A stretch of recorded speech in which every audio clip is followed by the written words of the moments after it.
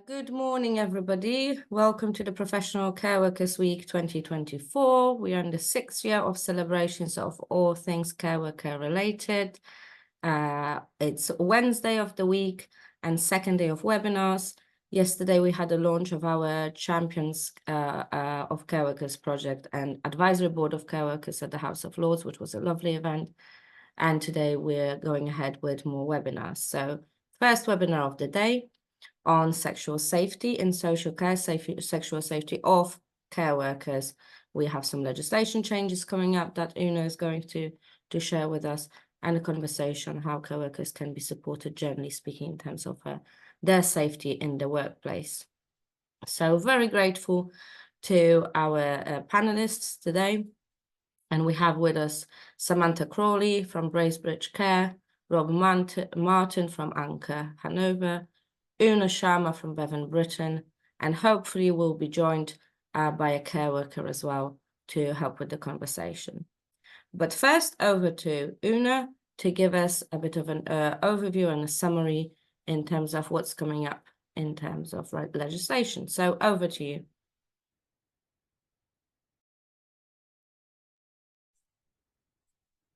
Just to check, you can all see my slides?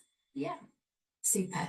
So my name is Una Sharma. I'm a solicitor and a partner in the Employment, Pensions and Immigration team at Bevan Britain. So I specialise in employment law and I advise only healthcare and social care providers. So very much understand the context of how social care providers deliver care, the recruitment and retention challenges faced, and also the problems and issues faced by the people who work in the service and deliver the fantastic care service to all the residents.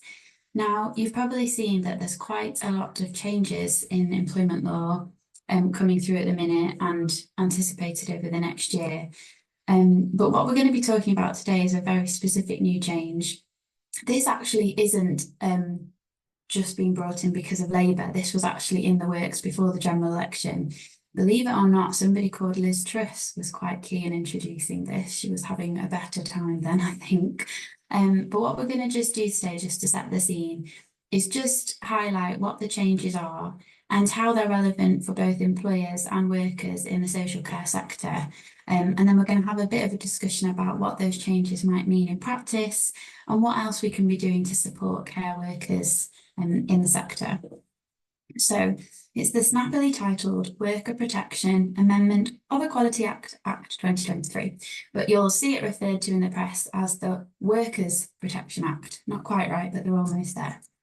So I think it's really important that we just take a few minutes to reflect on what exactly it is we're talking about here. So this new law relates to sexual harassment in the workplace. And we kind of use these terms, or we hear them used quite a lot, sexual harassment, but I think it's important to reflect on what is actually the legal definition of sexual harassment.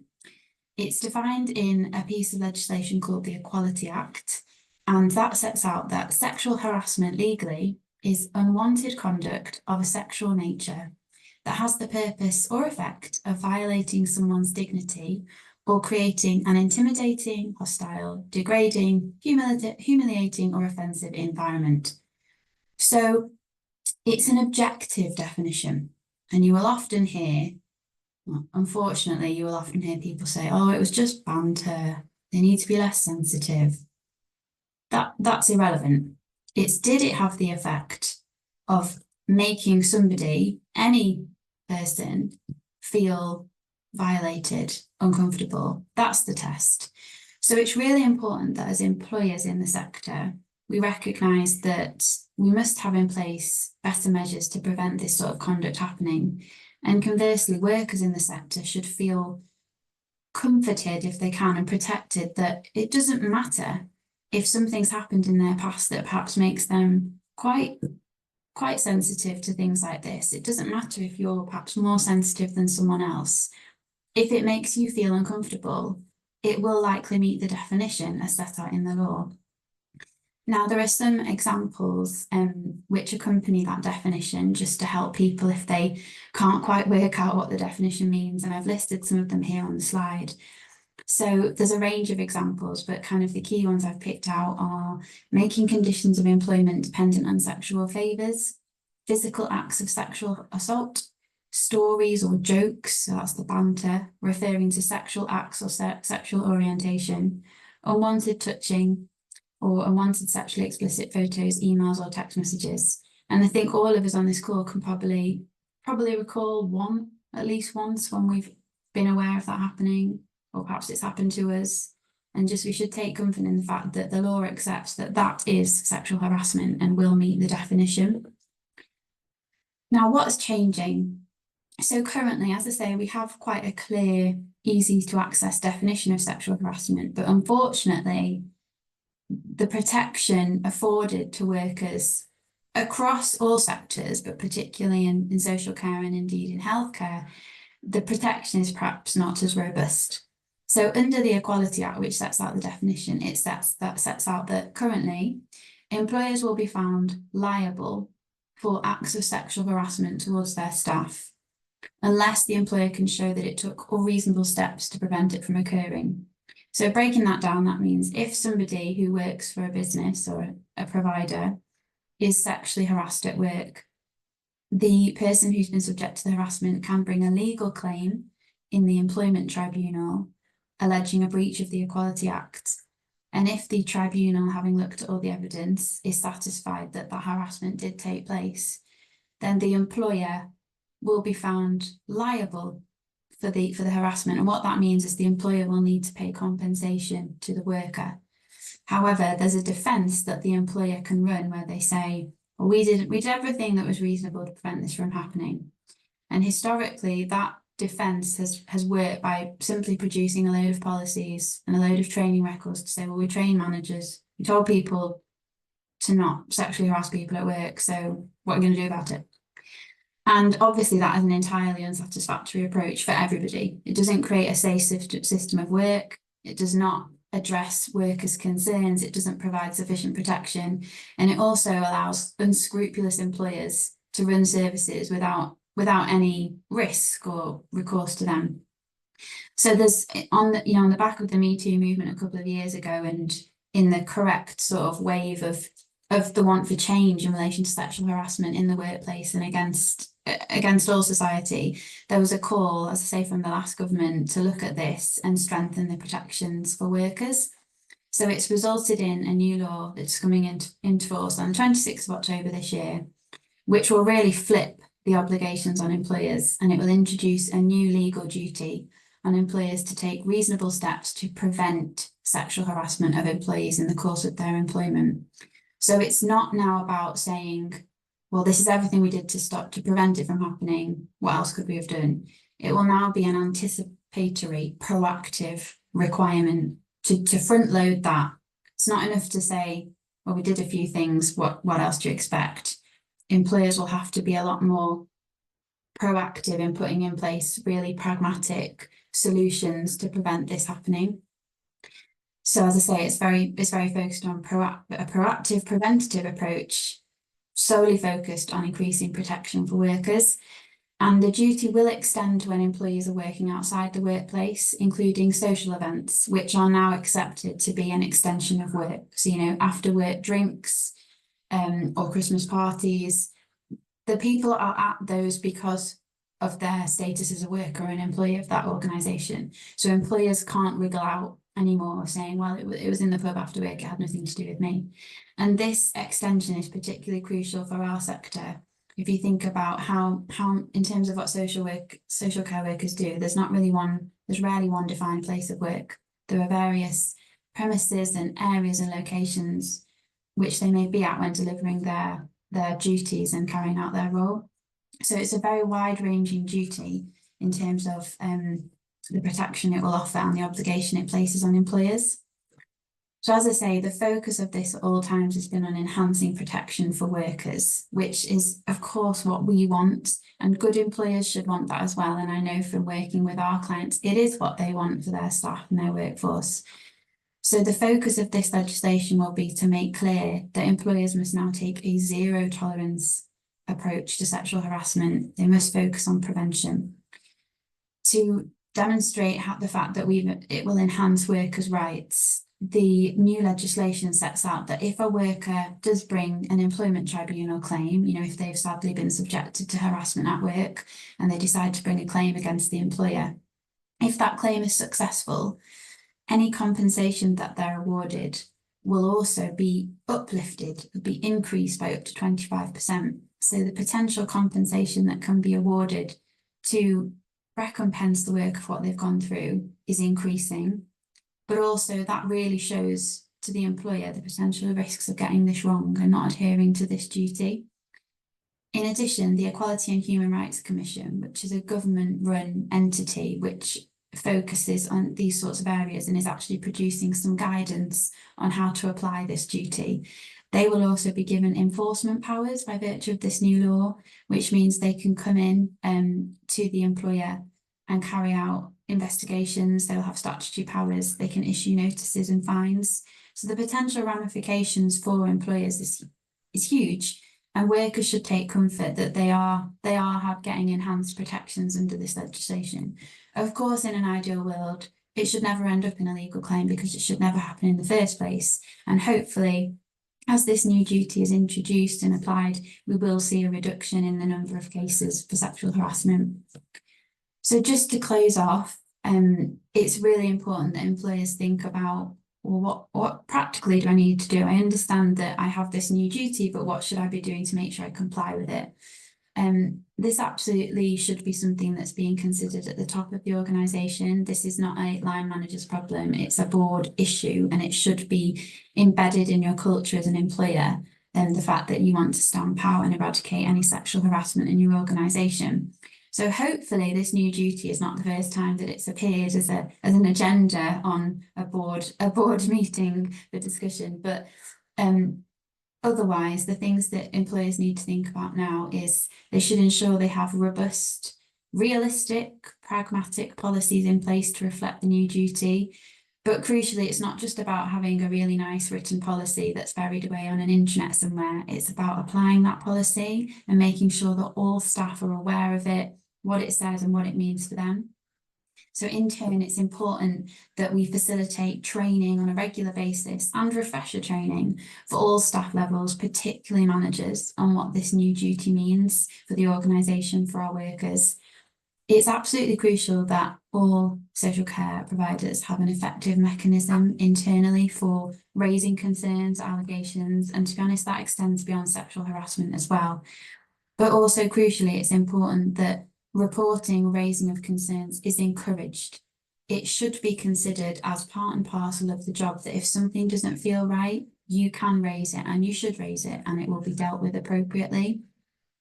Thinking about the extent of the new duty that's coming in October, it makes clear that employers should look ahead to anticipate any risks and also learn lessons from when situations have arisen, that they learn lessons to make sure the same thing doesn't happen again. So in order to do that, you shouldn't be waiting for the problem to arise. You should be conducting audits and risk assessments to identify if there is any potential risk.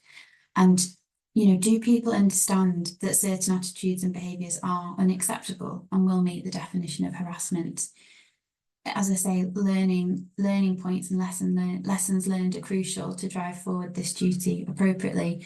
So we also recommend that employers review any previous cases or concerns that were raised with them to work out what could they have done better, if anything, and what can they do to make sure that these sorts of issues don't happen again. So that is the new legislation in a nutshell. There's lots there to pick apart, which we're going to talk about today. Happy to take any questions if anyone wants to ask anything, or alternatively, if you want to pick it up with me after, no problem. Thank you very much, Una. Very helpful.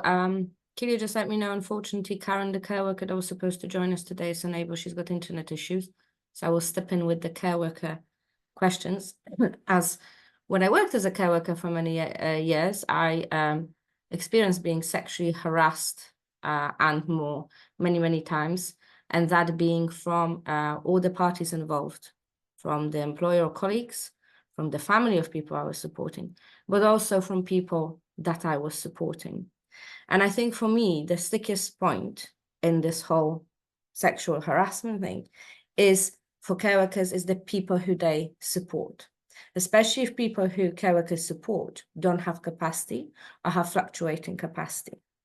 Because in my experience and what I've seen from many care workers on online forums or in conversations over the years, and I did push this issue very big with CQC before COVID. They were writing a report on sexual safety. Unfortunately, care workers side never made it into the report, which I was extremely disappointed about because I put them in touch with many care workers to have conversations with. Anyway, so yes, is that issue of, oh, you're supporting that person, is the person who receives support that is the vulnerable party in the relationships. So they couldn't possibly be abusing you in any way, shape or form, or sexually harassing you. And that's the attitude that many care workers get from their employers. So when they're experiencing, let's say, sexual harassment, they feel like there's nowhere to go to. And even if they try, they're not listened to because they're told, oh, that's just John. John is like it, as if it's a part of their job. And again, from personal experience, I used to work as a home care worker with a gentleman with quite advanced Alzheimer's and after a stroke, who was very aggressive in like sexual harassment conversations, suggestions, including touching. But again, where do care workers stand with this new legislation? Where do employers stand, I think, as well, in terms of their responsibility? Are they responsible for the people they support if harassment comes from them? In terms of that would be referred to as third-party harassment, and that issue has been really grappled with as part of introducing this new legislation. So years and years ago, when the Equality Act was first introduced in 2010, it included protection from third-party harassment, but it was quite difficult. The tribunals found it difficult to deal with it because they were conscious of the fact that a third party, the employer may never have dealt with that third party before. If we think rather than a service user, let's say an example of a supplier who attends the premises to drop off a parcel, you know, the employer might not know anything about them, and it might be quite difficult for them to anticipate just how vile that person could be. So it actually was dropped. The third party harassment provisions were dropped from the Equality Act a couple of years in, which was not helpful for anybody because it, as you flagged, it's a very real issue. Now, when they were talking about introducing the new legislation for October, it originally was put back in, third-party harassment, and then the House of Lords took it out because they said it was impractical and they didn't think it could be applied. But that generated a great deal of discussion, actually from employment lawyers on all sides, saying, no, this is really important. This is the problem. And if you introduce this new legislation without that mechanism, you're just rewriting something that already exists. So fast forward a few months, whilst that is not expressly included in the legislation, the Equality and Human Rights Commission, that government funded body, have stepped in and said, we don't accept that it's not in there. And we take the view that when you are looking at applying the Worker Protection Act, it does include third-party harassment. So our view is, and the view of all decent employers, is that it must extend to third-party harassment. Otherwise, what's the point? Now, the issue you talk about, service users who perhaps don't have the capacity or have learned behaviours which are no longer acceptable. There's lots of commentary on this online, as you'll see, as to, well, to what extent can they be held accountable? I don't think that's what we're all saying here. We're saying care workers appreciate that they are going to be in challenging situations and they recognise that as part of the role, but the employer needs to take a more proactive approach to assess when that risk might exist. Give the worker the opportunity to put their hand up straight away and say, something horrible happened, I need to step out of that situation. And the employer needs to embed processes that mean that we can take the person out of that situation and address it insofar as we're able with the service user, or if not with them, with their family, friends, in a way that we can resolve it. The key in that situation, I feel, for an employer, they won't be judged on the precise incident that happened, they'll be judged on what they do immediately after. And I think any sensible, rational employer can put in place measures relatively easily to implement that. But you're right, Caroline, it's a real thorny issue, and it, as I say, it went back and forth quite a lot over the last 2 years. Thank you. That's very helpful, and I'm glad to hear that the Equality and Human Rights Commission approach to us is more of what actually happens. And I think the risk is even more so to people who work in the community when you have the he said, she said situation very much, and who is actually trusted, or who do you listen to? And I completely agree. You can't protect people, and it is part of the job, and so that people have certain conditions that these things happen. Or some people are just not very nice people. I don't think we say that enough in social care. Some people that draw on social care are not necessarily very nice, and they just do it because they want to do it. And we have to also accept that. And that is also a risk to care workers. But to have that open culture of conversation, of being able to report it, of being able to be removed from a certain situation. So that very nicely leads us to my question to Samantha and Martin as to incredibly great care providers in terms of how do you actually promote and implement open cultures in your organizations, so you do your best to make sure that co-workers feel they can speak up. I'm happy to start, Rob, if you're happy. I think for me, this is much wider than sexual harassment. It is about the culture of the organisation, and either you have an open culture where the door is open for anybody to say what they need to say or not. So I think to build a culture where everyone is equal is really important. So we don't even use the word staff in our organisation. We just don't use it. We talk about people. So people who live in our care homes, people who work in our care homes, but people are equal. And there's a real genuine thought process behind not using particular terms for people who work in our care homes. And that is because sometimes the equity kind of gets a bit changed, and then there's not an equality across everyone. So we talk about people and people's hearts and people's minds as well. So and there has to be an equity. So if we're not going to do that, we're already starting off on a different foot. We're starting off differently. And there's so many things we could talk about, but I think key for me would be, you can imagine we've got a few care homes where we have people who are very complex. They've got very complex mental health needs.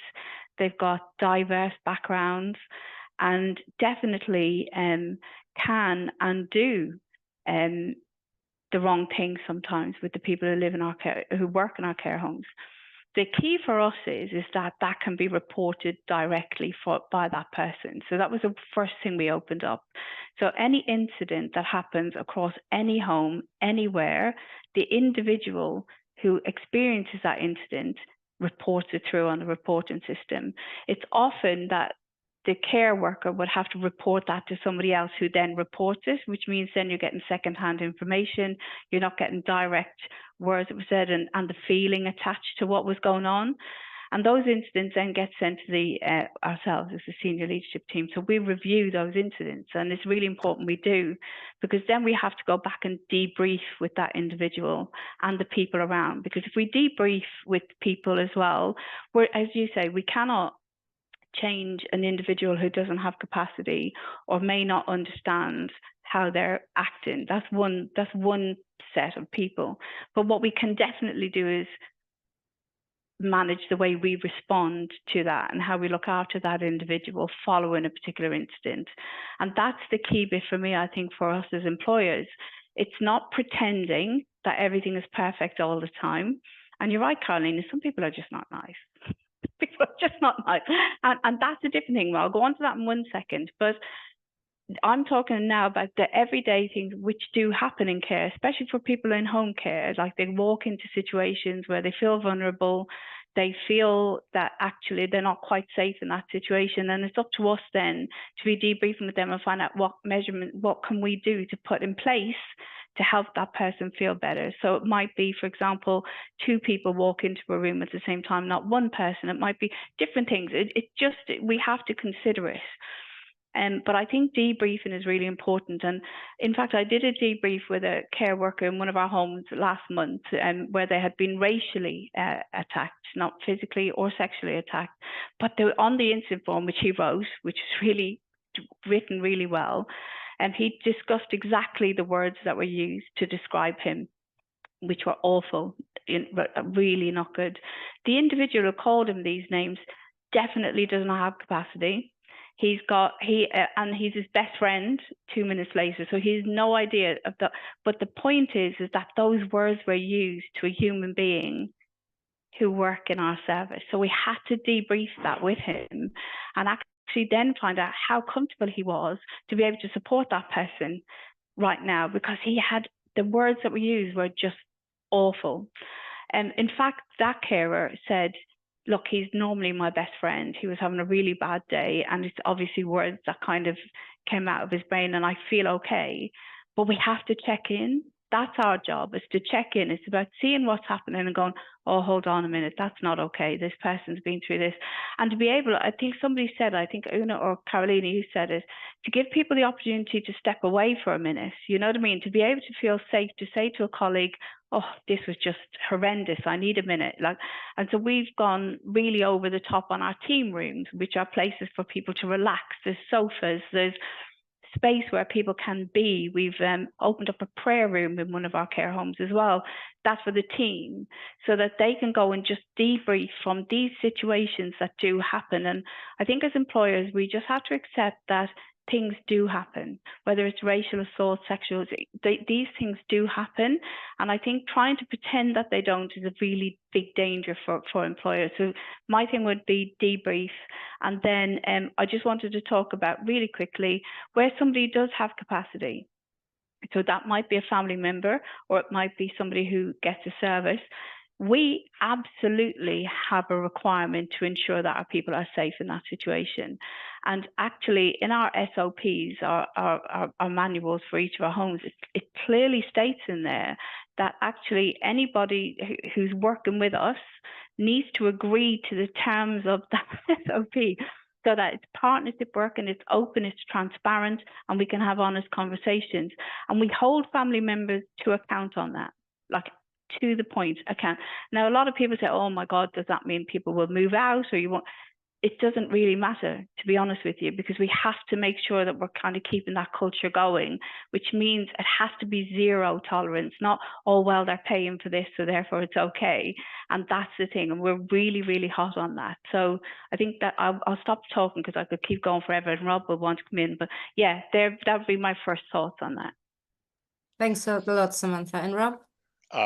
Yeah. Look, I just echo some of what you've said, but I'll try and add some additional value. I mean, look, from my point of view, as a large organisation with over 11,000 colleagues, and note as you use the word colleagues. So again, I totally agree with your comment, Samantha, that it's really important that we keep everyone on the level and understand that there's going to be this openness and transparency. I think the first thing to say is that to acknowledge the problem. Is to say, look, in a large organization, this problem exists, and we shouldn't be naive or shy away from it. We absolutely have to acknowledge that sexual safety is something that's not guaranteed to everyone when they come and work in a large organization. But we've got to work on it. We've got to proactively, continuously work to deliver on a culture that creates a safe environment for everyone to work in. And so the mechanisms we use in Anchor to do that is that I think it's really important, first of all, that point about awareness, that we're talking about it, that we're understanding the problem, even if we don't see and hear it all the time, that we acknowledge that it exists. We do have a diverse executive and board that have many identities that come together and actually are able to articulate and talk about this issue in a mature and open manner. And I think that I'm going to use a quote that I used, and I do like an update where I just share some of my thoughts about how things are going each week. And I shared something last week where I said that leading by example isn't the main thing in influencing others; it's the only thing. And the point I was trying to make there, and how we can use it as a relevance to this, is that if I'm not doing the right thing in my role, how can I expect the whole workforce to do the right thing? I am the biggest influencer of behavior across the organization and beyond. So it's really important that I I make sure that I'm learning constantly, that I'm listening, and listening's a real key part of this. It's to the point made earlier by Una in terms of this legislation coming in. Um, the point is, it's not about what you see and observe, it's about what other people experience, and you've got to have your ears open to that at all times. So I'm acutely aware of my responsibility, and acutely aware of when I'm walking around a care home, that I need to not just say hello to people, that I need to take time to spend with people. I went back to the floor recently, and I'd done a night shift and a couple of day shifts, and speaking with care workers there, you don't actually get a more open conversation established for at least an hour or two. You know, it's something that the relationship is difficult because I represent a senior leader, and that can make people feel anxious coming into those situations. So it's about getting to a point where you sat down with a cup of tea and relaxed, and then you start to understand what's going on.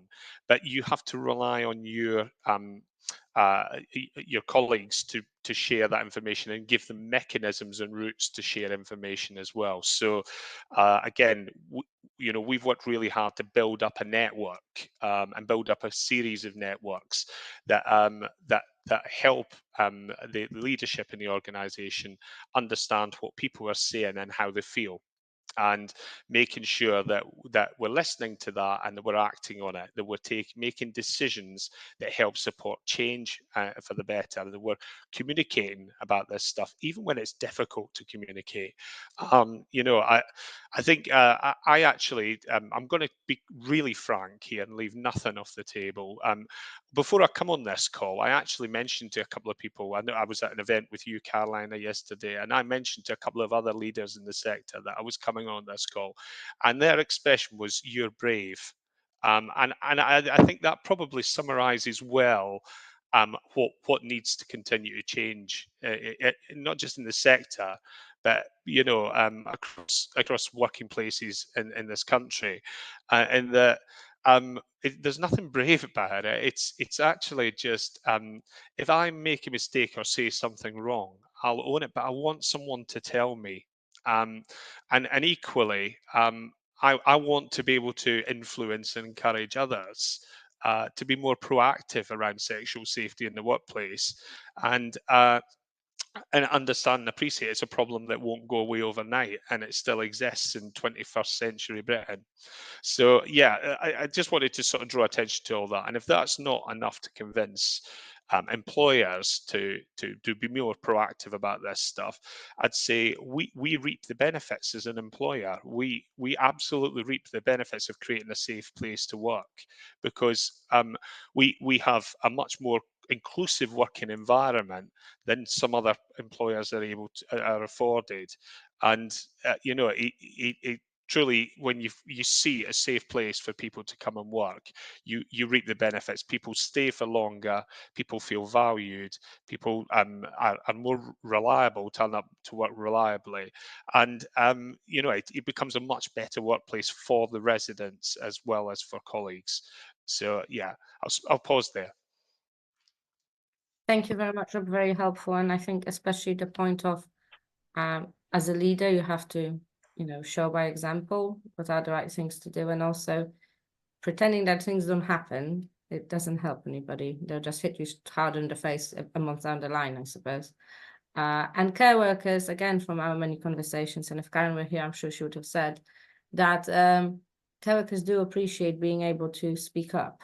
And that is one of the things, being trusted, being respected is one of the things that care workers very often mention to us, mention on online forums and conversations as the important things that make them stay with the company. Because too often I hear or I see care workers saying, I raised something as an issue, but nobody believes me. And if we don't, I think generally speaking, as a care provider, if you do not trust the care worker when they raise an issue, how do you trust them to support somebody with care? You either trust them or you don't. I really don't see trust as a kind of spectrum. For me, trust is very binary. You either trust or you don't trust. There's like, oh, I trust them, but what? What is your list of exceptions for trust? person is either trustworthy or they aren't, and behave accordingly. And you should be making that decision at the recruitment stage, because if you don't trust them, and I understand that in many ways trust is also earned, but I also think that unless somebody proves to you that they can be trusted, you should give them benefit of the doubt that you do trust them in many ways. So yes, I think that's very difficult for care workers to feel unsupported in a way of, as long as you're doing your job, everything is fine. But then if you raise an issue, we suddenly stop trusting you, because it's easier for us to deal with it if we assume that you are lying, or if we assume we didn't make a mistake, but it's something coming from your side. And that's incredibly difficult to deal with. And I honestly think that really feeds into turnover in the sector. Samantha. Thanks. I was just going to say, so what we do is we don't employ anybody. We don't interview anybody first at all. So they go through an assessment centre, which is kind of a bit of fun. But essentially, part of that day is to kind of set our stall out about who we are. And it talks about our LGBTQI focus, our membership of Stonewall. It talks about how we are open and transparent. We have lesson learn labs every month where we share all our mistakes with everybody because we need to learn from those mistakes. And what we find is people self-select out if they don't think they're going to be able to be in that culture, because it's a decision then, isn't it? If you really want to be part of that culture, really want to work in that way or not. So by the time we interview people, they've really got to know us quite a lot. They understand what they're buying into and what they're not. And what we're finding actually is people who somehow get through that process, which is very rare. It's quite unusual actually. You know, we've got just an odd few, but you'll always get the odd few who get through. They stand out as the wrong culture in the organisation really, really quickly. So we then take really swift action. So we're not afraid to do short service dismissals if somebody is not doing what they need to do or being how they need to be. And I think that's the key part here. But I think too, it's madness to me that no person, whether we look after them at home, in hospital, in a care home, no person is going to feel okay if the person looking after them is not okay.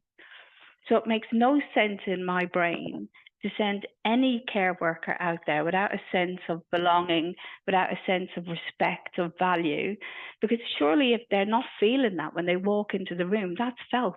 You can't pretend that. So if we're not truly valuing what somebody says, who somebody is, then how are the care is not going to be delivered, because it's going to be delivered half-heartedly, sometimes maybe with a bit of resentment.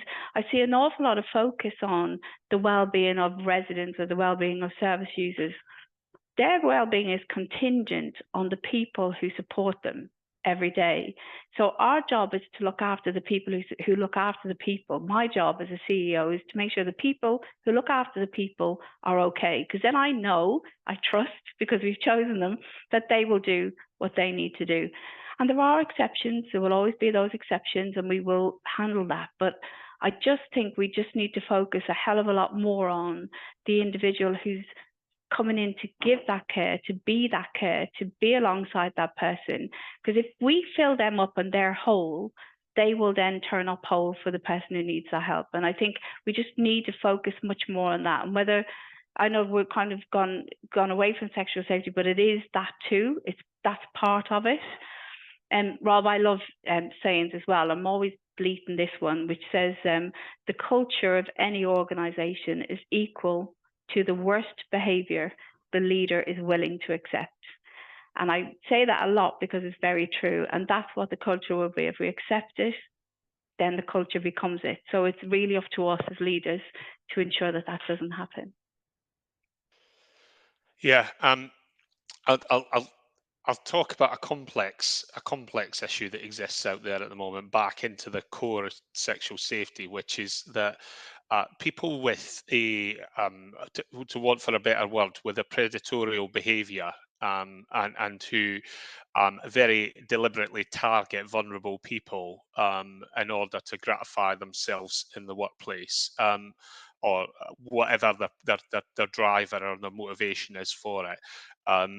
ultimately are not always these stupid people that do it in an obvious way. They're people who know exactly what they're doing, and they do it in a way that targets people when they're at the most vulnerable, and there's typically no witnesses around, no one to talk about it. And these people wear a mask and they present themselves as loyal, caring people. Now, I always say there's little indicators start leaking over time, because I think as we've seen on the news recently, people start taking more and more risks with their behaviours, and the more they feel they get away with it. But it's how do you stop it right at source? How do you, to your point about how do you get a recruitment process? How do you get a culture that absolutely grabs this straight away? And it's to this point that um, you've got to have this sort of open mind, this understanding that this problem exists, and that when somebody goes through that process to raise their hand in a virtual way, obviously through using one of our processes, whether it be whistleblowing, whether it be the confidential helpline that we have, or whether it be through the line management if they feel confident to do so. It's that one voice against another, and the approach that you take as an organization, that point of trust that you made, Carolina, that you've got to trust that if somebody's brave enough to follow that process and say these things, make allegations about someone, that you have to take those seriously. You have to listen to them. You have to take action. It's very difficult, sort of from a legal perspective, and I'm sure you support me on this, that we have to protect both colleagues in these circumstances until we can get to a point of evidence. And I think this is what I guess is most tough and difficult in these circumstances around sexual safety. But it does not take away the fact that you have to do everything in your power, make sure you've exhausted a process and made sure that you've if there are problems, if there are concerns, that you actually take steps and take action in respect to that, irrespective of what can be proved or disproved. So I guess that's an area that if I'm a care worker listening to this conversation, or if I'm an employer listening to this conversation, this is the sort of thing that that conscientious employers and conscientious colleagues are grappling and struggling with. And sort of, what I'd say to that is that it may be difficult, but it doesn't make it. It doesn't mean that you should work any less harder on these issues. Prevention is the ultimate cure, isn't it? It's actually getting to a point where your culture is such that those opportunities don't exist, because you're creating safe workplaces. And safe workplaces are environmental. They're about the people that you employ. Clearly, you have your robust recruitment processes, that you have working arrangements where people aren't put into situations where they're working in isolation, where there's additional enhanced risk, where it's not necessary to have that. But it's also about the culture you set as an employer in terms of understanding that there are things that encourage. So if you bring alcohol into the workplace, that changes behaviours. And therefore, these are big flags, red flags, as far as I'm concerned, in terms of the things where somebody could become predatory, or it's an opportunity. It presents opportunities. So it's about having that awareness and taking that to the next level. Thank you very much, Robert. Lots of very important points from you and Samantha. And I think just going back to the basic legislation on particular sexual harassment, I think that two things that I mentioned there, and they apply to those situations that you mentioned. So there is the purpose. So it's the purposeful behavior by somebody. Like Rob, you mentioned, some people are very sneaky.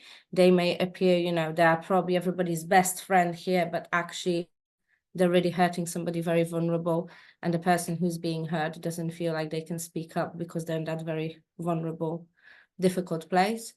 But it's also the effect. So when we're talking about people who draw on care, who may have no capacity, fluctuating capacity, or this is just the words or the behaviors that they've had their whole life and nobody told them you shouldn't be doing that, and they feel that this is acceptable.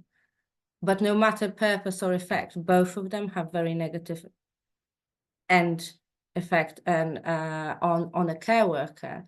So I don't think there is one is more important than another, or one should be attended to more than the other, because both of them can have really awful consequences on the care worker in terms of their mental health, potentially physical health, and just the general happiness. And Samantha, going back to what you said, it's something that I forever bang on about. This very weird expectation that is within the society that no matter their own well-being, whether they feel safe, hungry, warm, care workers should go to work and deliver outstanding care every day. And that's just unrealistic and unfair. And like you said, we should definitely have it in mind that looking after people who deliver care, who are care workers, is by extension looking after and supporting people who draw on care. Because how can we ask care workers who are not well to be delivering care to the best of their ability? Una, was there anything that you'd like to add? We have a few minutes left. I was just going to say actually. Oh, Una, you're very echoey. Can't really hear you. Is that any better? Yes, much better. I don't know why my laptop did that. I was just going to say, just reflecting on your last point about kind of the two limbs of the legal test, the bigger picture, which I'm sure all employers on this call are thinking about, but certainly when I work with my clients, it shouldn't just be about, oh, we're not in the realms of a legal claim here, that's fine. There's a much bigger picture here.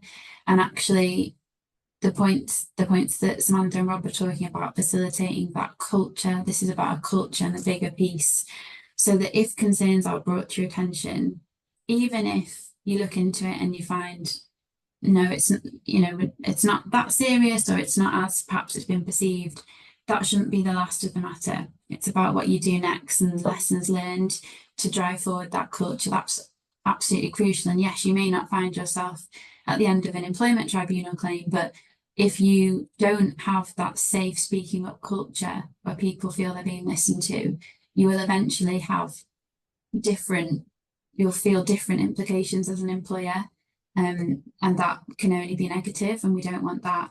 And just linking back to when you mentioned, Carolina, that you've got care workers who've spoken to you and said they didn't feel believed. I turn a bit tough with, it's not many of my clients who say this, but when people say to me, oh, that's not true. And I always think, is that the best first defense to that allegation? Why are you immediately saying they're making it up? Is it not better for you to explain to me why it's not true and present to me the other side of the story? And, it's really hard when allegations are raised that perhaps aren't true or you suspect aren't true, but try, if we can, as an employer, to not respond with well, that's not true, you're making that up, because that is not going to help anybody and it's not going to facilitate the speaking up culture. So those would be my two takeaways from that last discussion. Thank you. We have a couple of questions, if that's all right. So, well, we had three, but the one Helen mentioned at the beginning was very much about the third-party responsibility in terms of people that care workers support, that we've already discussed. Then Lucy says, this is all very helpful and in many ways encouraging. Thank you. We've already mentioned the particular concern for carers working in people's homes, often lone workers. Carers share concerns around staff shortages and limited provision of care. Smaller care companies are struggling. Two care workers visiting together rather than lone workers when there is evidence of sexual harassment is often the answer, but practically difficult to achieve. Any thoughts or wisdom on this? Yeah, I'll just make a quick comment, if you don't mind, in respect to that. And I think what I always find incredible, it's like the scenario where somebody says a woman can't walk down the street on a Saturday night at 12 p.m. That's not the way to solve the problem. the way to solve the problems to tackle the source of the issue, the perpetrators, not create a more difficult environment for the people who are just trying to do the job. So whilst I think, yeah, okay, and it's a mechanism for people to stay safe, doubling people up, but if I don't want to be treated differently to another colleague. I want to just be able to do my job safely, and I think it's incumbent on an employer to create that safe environment. And that's the takeaway message for me. So, I don't want to be ever in a situation where I'm saying, just because you meet a certain characteristic, I'm going to need to treat you differently to protect you from this problem. That is not the right way to go about it, and so we've got to get to the heart of the problem, and it's tough. That's the whole point of having this discussion and debate, isn't it? Is that it starts with leadership acknowledging the problem exists, and then it's about what action, what is your action plan, what do you intend to do to make this a better culture, a better environment? How are you going to deal with people like this? Do you want? I'll just come back in on that as well. I think there's two different things. I think nobody should be treated differently because of their whatever, whoever they are. That's not it. But I do think that with people in home care, for example, where they're going into a home where they don't feel safe, and where there is lack of funds available to pay for extra carers to go in or for that safety, we do need to tackle it, Rob. You're absolutely right. We need to tackle it head on. But where we have somebody who doesn't have capacity or doesn't understand the implications of what they're doing or the effect of what they're doing, then we have to advocate for the person going into that home. And if that means that we can't look after that person, or that means that the funding needs to be made available to create a safe environment, then that's what we have to do. Because ideally, yes, we would have it that everybody knows this and everybody is, it's great and everybody, we can send anybody anywhere, but sometimes you've got to bite an elephant one bite at a time, isn't it? And for somebody to feel safe on Saturday morning at 8 o'clock, we might need one action, we might have a midterm action, we might have a longer term action, but there's different ways of responding. And if somebody's fearful today, us having a plan to change the world next year is not going to help them. We need to help them feel okay today. So I think it's really hard, especially in a home care environment. It's much easier to do that in a care home environment, to be honest. It's much easier to manage. But in home care, it's stretched anyway. They don't have enough minutes allowed for an awful lot of care calls. So it's very, very difficult. But I think that's when you need to go to commissioners and say, this is not a safe environment to send somebody in. And we have to advocate at whatever level it takes to help that person feel safe in that space. And sometimes that might mean giving a care package back. But the team and the people who really trust us to look after them have to know we'll do whatever it takes to keep them safe. And that's the thing. And that's very specifically where we cannot find any other answer. But I think explore, I think ask the people as well. No, that's a lie. I was just going to say most. Almost every answer to run our care business comes from the team. They know what it should look like. They know what it should feel like. They know it. And then the people who live in our care homes tell us as well. So I think often put the question out there to the people and ask them what they think the answers are as well. And just continue to have that conversation. But it's not an easy answer, and not one answer will ever fit everything. I'm sure, Una, you come across this all the time. No one answer is correct. But I think just exploring all of it and having that conversation is key. Thank you. And we have one more question. Whilst it's incredibly important to investigate sexual assault harassment properly, do you think there needs to be a simplifying or speeding up of the process of reporting sexual assault and harassment? When I came forward about being continually sexually assaulted by a colleague, it took 2 months for an official investigation to begin, by which time I had already handed in my resignation. Despite my managers knowing about my complaint, I had to continue working closely with that colleague. Not only did it impact my work, but also other colleagues in their views around the practicality of reporting sexual assault harassment. First of all, I'd like to say I'm really sorry that you had to experience something like that. And if there is anything that we can do at the Co-workers Charity to support you around that, please get in touch. But Una, do you have any comments around the delays and process, and somebody who makes a complaint like this having to continue working with a person. As Carolina said, I'm really sorry that you went through that. and Your please sound do- is funny again. Don't know what your computer does. That is better. Yeah, that's good. I don't know what my computer's doing. I was just going to say, as Carolina said, thank you so much for sharing that with us. And I'm really sorry you went through it. And please do reach out to the Care Workers Charity if you need any support. On the issue of delays, I appreciate it's happened to you now, but if it does give you some comfort, the delay is entirely unacceptable. And actually there are provisions in place which state that employers are not acting appropriately if they don't deal with concerns promptly. So there's a code of practice called the ACAS Code of Practice on grievances, which that's a complaint that you raise about your working environment, your employer. And the fact they didn't even look at it for 2 months is completely unacceptable and a breach of the code of practice. What I would recommend to anyone going through that situation is well done for raising the concern with your employer. If they haven't responded to it, dealt with it, within a week promptly, you do have rights, you have employment rights, and I would contact ACAS because they can help you with raising a formal dispute with your employer. So as part of that process, ACAS will reach out to your employer to let them know that you do consider, rightly so, that the delay in dealing with your concern is a breach of your employment law rights. And believe me, that will get your employer's attention because that shows that this is serious. But fundamentally as well, just to give you some more reassurance, you are protected in law from suffering any consequences as a result of raising concerns in that nature. So please do take comfort in the fact that you should not be subjected to any unfavourable treatment just because you raise a concern. And if that does happen to you, please do reach out, as I say, to ACAS or the Care Workers Charity, and we can help you out with further support. Thank you very much. That's and thank you for the comments and questions and everybody listening. We've recorded this webinar, and once it's edited, hopefully soon, we'll be uploading it on YouTube so please share as widely as possible. And we'll also be sending all of the webinars from this week to the Department of Health and Social Care and the Care Minister as well.